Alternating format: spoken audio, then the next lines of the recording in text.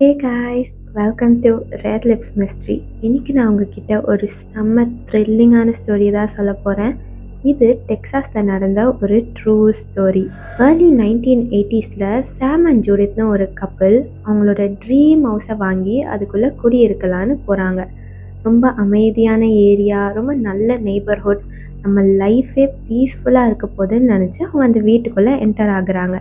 அந்த வீட்டுக்குள்ள வாழ ஆரம்பிச்சு கொஞ்ச நாள்ல ஜூடித் அவங்க வீட்டு பேக் யார்ட்ல ஒரு மனுஷனோட பல்லு மாதிரி இருக்கிற ஏதோ ஒன்றை பார்க்குறா. பல்லுனா வெறும் ஒரு பல்லு கிடையாது, இந்த மொத்த ஜாமே இருக்கிற மாதிரி ஒரு விஷயத்த பார்க்குறா. சரி, இப்பதான் கஷ்டப்பட்டு வீடு வாங்கி வந்திருக்கோம், எதுவும் யோசிக்க வேணாம்னு அப்படியே விட்டுடுறா.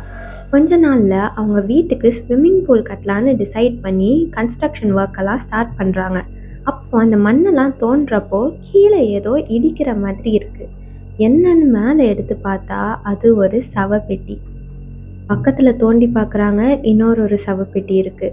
அப்பதான் சாமுக்கும் ஜூடித்துக்கும் ஒரு விஷயம் தெரிய வருது. என்னன்னா அவங்க வீடு மட்டும் இல்லை, அந்த மொத்த நெய்பர்ஹுட்டுமே ஒரு பழைய அபண்டன்டான பிளாக் ஹோப் சிமெட்ரின்னு சொல்லப்பட்ட ஆப்பிரிக்கன் அமெரிக்கன் கிரேவ்யார்ட் மேலே தான் கட்டப்பட்டிருக்கு.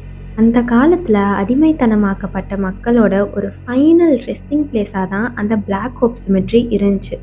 ஆனால் அதெல்லாம் மறைச்சு டெவலப்பர்ஸ் அதுக்கு மேலே வீடு கட்டி மக்களுக்கு வித்துட்டு இருந்திருக்காங்க.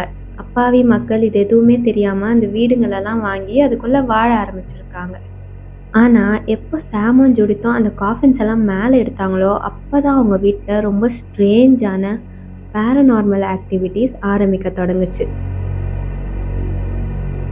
இந்த பேய் படத்துலலாம் வர மாதிரி லைட் ஃப்ளிக்கர் ஆகுது, டேப்லேருந்து தண்ணி ஆட்டோமேட்டிக்காக ஓப்பன் ஆகுது.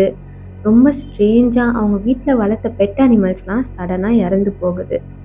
அப்போ தான் ஒரு நாள் ஜூடித் தூங்கிட்டு இருக்கிறப்போ அவள் பெட்ரூம் கார்னரில் 2 கருப்பான உருவம் நின்னுட்டு அவளே முறைச்சு பார்த்துட்டு இருந்துச்சாம். இது இவங்க வீட்டோட ஸ்டாப் ஆகலை. இவங்க வீட்டு பக்கத்தில் ஜேன்னு ஒரு லேடி அவங்க ஃபேமிலியோட வாழ்ந்துட்டு இருக்காங்க. அவங்க சடனாக அவங்க வீட்டு பேக் யார்டில் ஒரு மனுஷனை புதைக்கிற அளவுக்கு யாரோ குழி தோண்டி வச்சிருக்கிறத பார்க்குறாங்க. அவங்க அதை பார்த்து பயந்து ரொம்ப டிஸ்டர்ப் ஆகி நைட்டில் கெட்ட கெட்ட கனவுலாம் வருது. யாரோ அவங்கள இழுத்துட்டு போய் அந்த குழிக்குள்ளே புதைக்கிற மாதிரிலாம் இவங்களுக்கு டெய்லி கனவு வருது.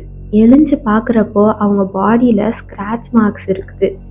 இதெல்லாம் பார்த்து ரொம்ப பயந்து டிஸ்டர்ப் ஆன ஜேன் அவங்க ஃபேமிலியோட அந்த வீட்டை காலி பண்ணிட்டு வேற வீட்டுக்கு போகிறாங்க. பட் சேட்லி கொஞ்ச நாள்லேயே ஜேன் கேன்சரில் இறந்து போகிறாங்க. இதே மாதிரி அந்த நெய்பர்ஹுட்டில் இருந்த எல்லாருமே ஏதோ கர்ஸ் ஸ்ப்ரெட் ஆன மாதிரி சடனாக சிக் ஆகுறாங்க. க்யூரே பண்ண முடியாத டிசீஸ்லாம் வருது. சில பேர் இறந்தும் போகிறாங்க. நிறைய பேர் வீட்டில் எக்ஸாசிசம்லாம் ட்ரை பண்ணுறாங்க, பட் எதுவுமே வேலைக்கு ஆகலை. இவங்களுக்கு இந்த வீடெல்லாம் விற்றாங்கல்ல, அந்த பில்டிங் டெவலப்பர்ஸ் மேலேயும் கேஸ்லாம் போடுறாங்க. பட் அதுக்குமே எந்த யூஸுமே இல்லை. வேற வழியே இல்லாமல் அங்கே வாழ்ந்துட்டு இருந்த மக்கள்லாம் அவங்க வீடுகளை காலி பண்ணிட்டு வெளியே போகிறாங்க. இதனாலேயே அந்த இடத்தோட பேர் பிளாக் ஹோப் கர்ஸ்னு மாறுது. இப்போ வரைக்குமே அந்த கிரேவ்ஸ் எல்லாம் யாருமே ரிமூவ் பண்ணலை. அதுக்கு மேலே பில்டிங்ஸும் அப்படியே தான் இருக்குது. அங்கே போனால் நம்மளுக்கும் அந்த கர்ஸ் வந்துடும்ன்ற பயத்தில் எந்த மக்களும் அங்கே வாழ்கிறது இல்லை. அந்த ஊரில் இருக்கிற பீப்புளெலாம் என்ன சொல்கிறாங்கன்னா, இப்போவும் நைட் டைமில் அந்த ஏரியா பக்கம் போனால் பூமிக்கு அடியிலேருந்து மனுஷங்க அழுகிற சவுண்ட் கேட்கலான்னு சொல்கிறாங்க. அதனாலேயே இருட்டின அப்புறம் யாரும் அந்த ஏரியா பக்கம் போக மாட்டாங்களாம். இந்த கேஸ் பற்றி படிக்கிறப்போ எனக்கும் என் ஸ்கூல் ஞாபகம் வந்துடுச்சு. எங்கள் ஸ்கூல் கூட இப்படி தான் ஒரு கிரேவ்யார்ட் மேலே கட்டியிருந்தாங்க அப்படின்னு பசங்களாம் ரூமர் ஸ்ப்ரெட் பண்ணுவாங்க. எனக்கு இன்னும் நல்லா ஞாபகம் இருக்குது. ஒரு நாள் பிடி பீரியட், அன்றைக்கி எல்லாரும் கிரவுண்டில் தான் இருந்தோம். பசங்களாம் திடீர்னு அந்த ஸ்லைடு, பெரிய பெரிய ஸ்லைடு இருக்கும் எங்கள் ஸ்கூலில், அதுக்கு பின்னாடி என்னமோ இருக்குது அப்படின்னு ஒரே கும்பலாக அங்கே சுற்றி நின்றுட்டு இருந்தாங்க. நானும் போய் என்ன இருக்குது அப்படின்னு பார்க்கலான்னு போனேன். அப்போது அங்கே ஒரு, அது என்னன்னு எனக்கு எக்ஸாக்டாக சொல்ல தெரியல, ஆனால் கிட்டத்தட்ட ஒரு மனுஷனோட இந்த ஜா மாதிரி தான் இருந்துச்சு. ஒரு ரியல் ஹியூமன் பீயிங்கோட இந்த ஜா மட்டும்தான் ஒரு ரொம்ப டீகம்போஸ் ஆன ஒரு ஸ்டேஜில் இருந்துச்சு. அது ஹியூமன் பீயிங் தான் இல்லை வேறு ஏதாச்சும் அனிமல் தானே தெரியல, ஆனால் அது பார்க்குறப்போ கிட்டத்தட்ட மனுஷங்களது மாதிரி தான் இருந்துச்சு. ஸோ அப்போ எல்லாருமே கன்ஃபார்மே பண்ணிட்டோம், ஓகே இது ஸ்கூல் கிடையாது, இது கன்ஃபார்ம் ஒரு கிரேவ்யார்ட் தான் அப்படின்னு.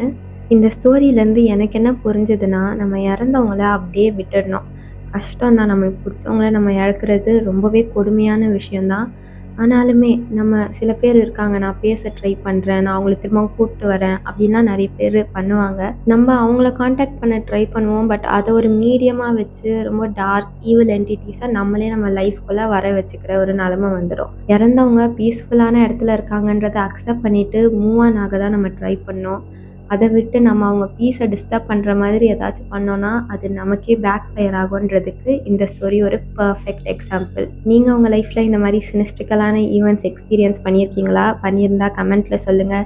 இல்ல இது பேய்லாம் எதுவுமே கிடையாது. இது ஏதாச்சும் ட்ராமா இல்ல மென்டல் டிஸார்டர் அந்த மாரி ஏதாச்சும் இருக்கும் அப்படின்னு நினச்சிங்கன்னா, உங்க தியரீஸையும் கமெண்ட்ல சொல்லுங்க. உங்களுக்கு இந்த வீடியோ பிடிச்சிருந்தா லைக் பண்ணுங்க. உங்க ஃப்ரெண்ட்ஸுக்கு ஷேர் பண்ணி அவங்களையும் ட்ராமடைஸ் பண்ணுங்க. அண்ட் தென் மறக்காம ரெட் லிப்ஸ் மிஸ்ட்ரி சேனலுக்கு சப்ஸ்கிரைப் பண்ணிக்கோங்க. உங்கள இதே மாரி ஒரு க்ரீப்பியான ஸ்டோரியில வந்து மீட் பண்றேன். Until then stay safe.